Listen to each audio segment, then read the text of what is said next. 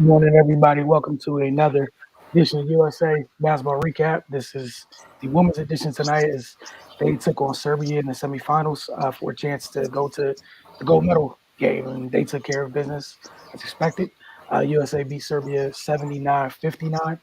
Um, Again, joined as always by Cardo Dudley Jr., you got Raymond Lyons, Wilson Tarpe Jr., and Ray, you're going to start tonight. Your thoughts on USA 79-59 win over Serbia? Just another dominant showing. Again, defense led the way for Team USA. Serbia, they just couldn't get anything going. And then a lot in the beginning of the game, they were getting good looks. They just couldn't make. But USA, they were still bothersome. They were active, getting a lot of deflections. And then their size on the inside, Brittany Griner just being down there changes a lot of things. So yeah, well, it was just a tough go for Serbia. And then on the offensive end, USA, they started hot, and even when they had an offensive law, their defense still held Serbia at bay.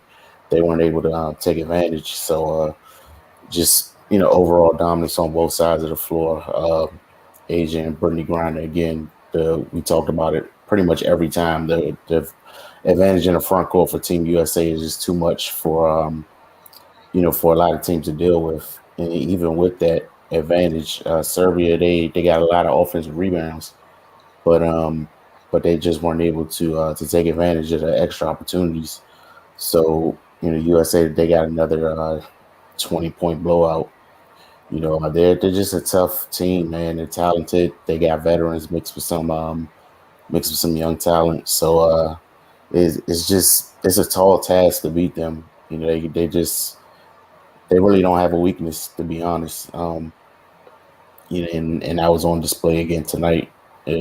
Like I said, even in the period where they couldn't score, Serbia just couldn't do anything to take advantage of that. So USA, they're on to the gold medal game. It's where we expect them to be, and it's really not too much to say. I mean, it, they just overwhelm people, in every way. Like we've seen them do it both ways, like with offensive explosions and with them smothering on the defensive end. So Serbia gave it a good shot, but it really wasn't much they could do. But shout out to Yuan Anderson, man. She looked like she was on a mission, and she was one of the few that could get something going offensively, but it just wasn't enough. Cardo? Yeah, just pure dominance. It's not even nothing complicated about this. I like that Serbia came out to be physical. They threw a lot of blindside traps at their post to try to disrupt the post players and make them kick it out and throw a lot of turnover. Just commit a lot of turnovers and whatnot. It worked in spurts, but overall, USA just showed their composure.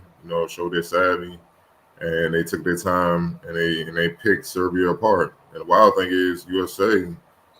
This might have been their worst game that they played in the Olympics. You know what I'm saying? And they beat them by 20. It's just the talent. It's just a talent gap. And I get it. They had to ugly the game up. Some of Serbia had to be physical, ugly the game up to try to close the talent gap. But it's too much versatility, too much size, man. They were trying to rough up Brittany Griner. And like if you cross the line with Griner, she won't hesitate to retaliate. But she stayed composed and just kept going to work on them. And then eventually they just folded. You know what I'm saying? It was nothing they could do. And that's just what it was. Sue Bird was amazing. The way she was setting up Griner in different spots, taking her time. Even when they came with doubles, she kicked it out. Sue Bird then just, shoot up a bad, just jack up a bad three or rotate the ball so somebody else could do it. She took her time. Goes to the other side. You know what I'm saying? Reversement, goes to the other block. Gave it right back to her. And then Griner went to work again. She either got to the free throw line or she scored, or she got a shot at time. You know what I mean? And that was key. You know what I'm saying? And they got to understand, like I said, 5 for 18 from three for USA. Imagine if they hit their threes. It would have been far worse. And I'm not talking about scoring-wise. It would have been really nothing you could do because it would have ended all the double teams. You couldn't leave nobody anymore.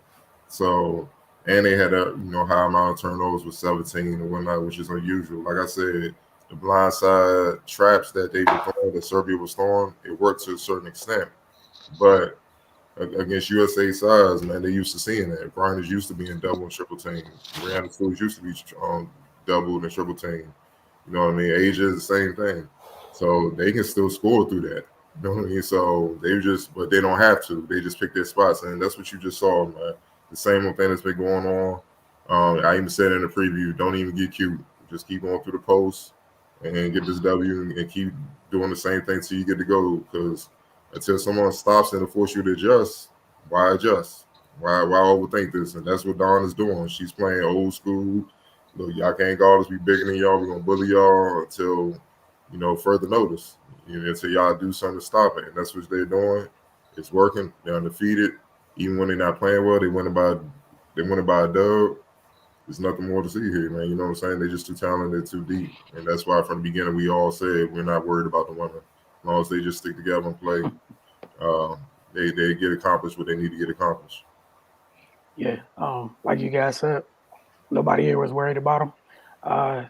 Sometimes the simplest path is this. That's the right option. You have an advantage. You go to it again, and again, and again, and you're 40 minutes away from another gold medal, which would be their seventh, and 40 minutes away from a 55th consecutive win, Olympic win. Um, like you said, they still haven't had a game where the threes were really falling like that. But it doesn't really matter when most of your bigs you have a group of MVP caliber bigs on your team, like a group of them, not one or two, the whole mob of them have flirted with the MVP, been in conversations, if not already possessed one. And Carter, I love the point that you brought up about them being comfortable being doubled. Because there's times when they can easily they know exactly what to do when they feel like scoring through a double. Or we saw a lot of times where all three of the front court players touched the ball in a short area for easy buckets. It was a good win. One of the good things that came out of it, like you guys both mentioned, it wasn't the cleanest game, but some of the first-time Olympians got it because of the margin in this game, got an opportunity to deal with the press in the Olympic setting and things of that nature. Because it's their first time, it's good to get an opportunity to go through it, even if it didn't go as well as it could have went better. Obviously, you don't want to turn the ball over 17 times, but it's good for those women to get an opportunity to experience it, and that's gonna pay off in the long run. Chelsea Gray, this is the second straight game where she's had a crazy impact coming off the bench, and as she gets comfortable, like we're seeing, I know everyone's talking about the elders of the group and just taking a quick peek forward because it's not going to be a 4-year gap; it's a 3-year gap to the next time this happens. Chelsea Gray looks dumb comfortable here. We already know they're in a very safe place as it goes in the front court. USA is there isn't a great place. And there's obviously some guards, but Chelsea Gray, looking past this group, man, she's showing you why. For some folks that haven't got a chance to really enjoy watching Chelsea Gray play over the years, I don't know what's wrong with you. You haven't got the opportunity to. But her vision's off, her whole game is on full display over the last few games, and it's been fun to watch. Did you guys have anything else you want to add? Because I don't think there's any more words or any more praise we could heap on a very, very, very talented front court. No, I'm gonna just give Chelsea Gray some more props, man. It's clear she's next in line. As long as she stays healthy or whatnot to run this team to be the next step at point guard. I mean, she's making them look silly out there. Crossing the hell out of them, and then you kind of see it in the photo, man. You know what I'm saying? Like hitting mid-range jumpers, probing, taking her time, finding the bigs, finding Brianna Stewart popping open. Like she was in total control of the game, and and she also, unlike Sue, she has a little bit more of a scoring mentality. So if things break down, she can go get a bucket her damn self, man. And also, this is why you've been hearing. I know I'm not the only one. We've been hearing fans complain about how both USA teams honestly are kind of playing at, I guess it's not a exciting brand of basketball or whatever. It doesn't have to be. It's about the results. If you love basketball, you just love the result. And this is kind of what we've been talking about when you compare older times to now, older eras to now. This is what the game is kind of missing now. That's starting to come back, especially on the men's side. Dominant post play. You don't need to hit a lot of threes when your post player is scoring at will inside. It's highly efficient, and it's hard to deal with. They were putting a lot of fouls on Serbia's head, and it forced Serbia to adjust from what they were trying to do, be physical and throw traps. They couldn't do that as the game went on because they was gonna have a whole lot of players on the bench in foul trouble. So this is just another example of how you can win, and at the end of the day, that's what it's about. So um, I love it. Even though they didn't shoot the ball the best, I just love that they found another way to win.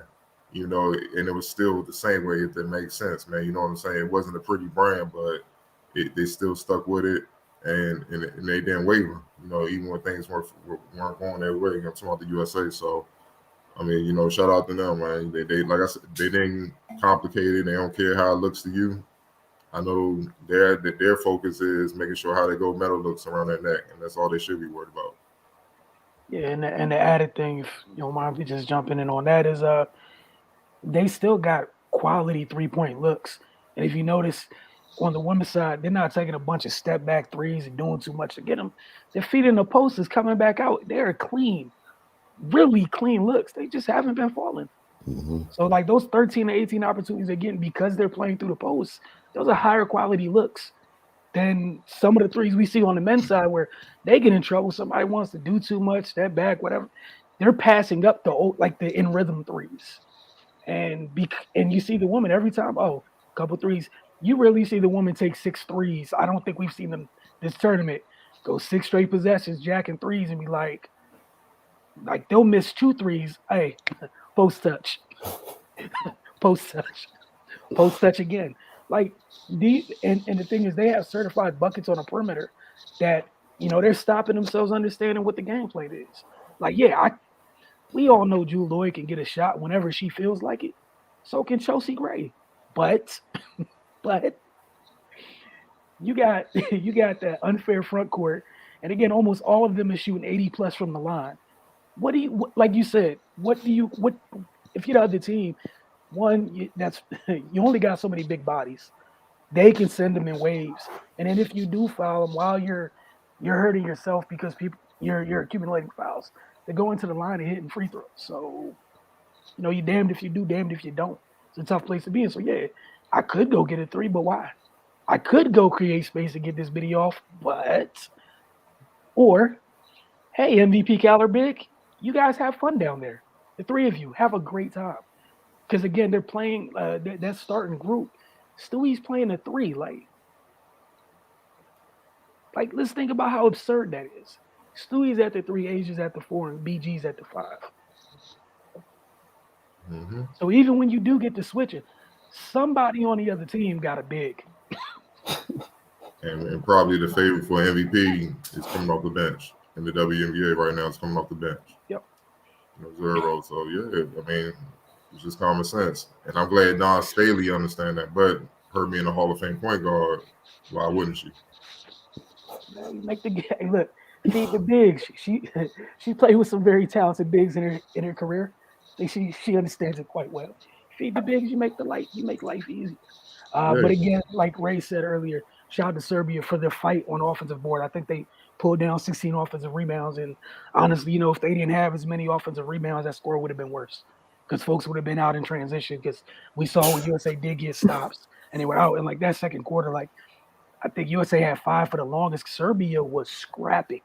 So just credit to them. And I know it, for some box score watching, like, oh, it's another 20-point victory, it's a blowout. All those things could be true. That said, still want to make sure that point gets across. That Serbia scrapped until the very end. They did everything they could do.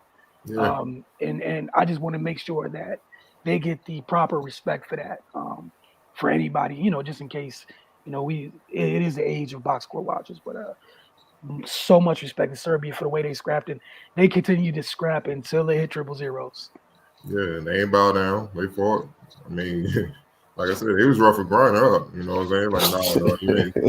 It was but she stayed composed, and I was happy about that. Like, don't trip, Griner. That was my thing. So, shout out to them. Yeah, that's how it's supposed to be played. You don't show up already giving them the game, man. You show up, do the best you can.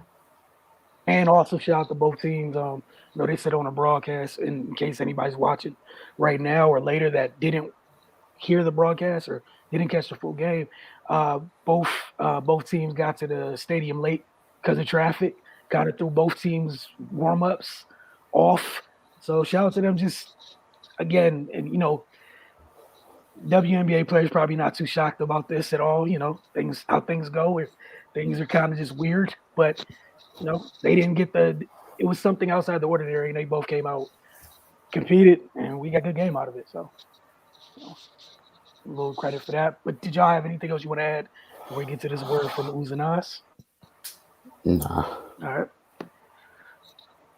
So, look forward to your next meal. Join the loyalty program at Uzanas today. You get $5 off just for signing up.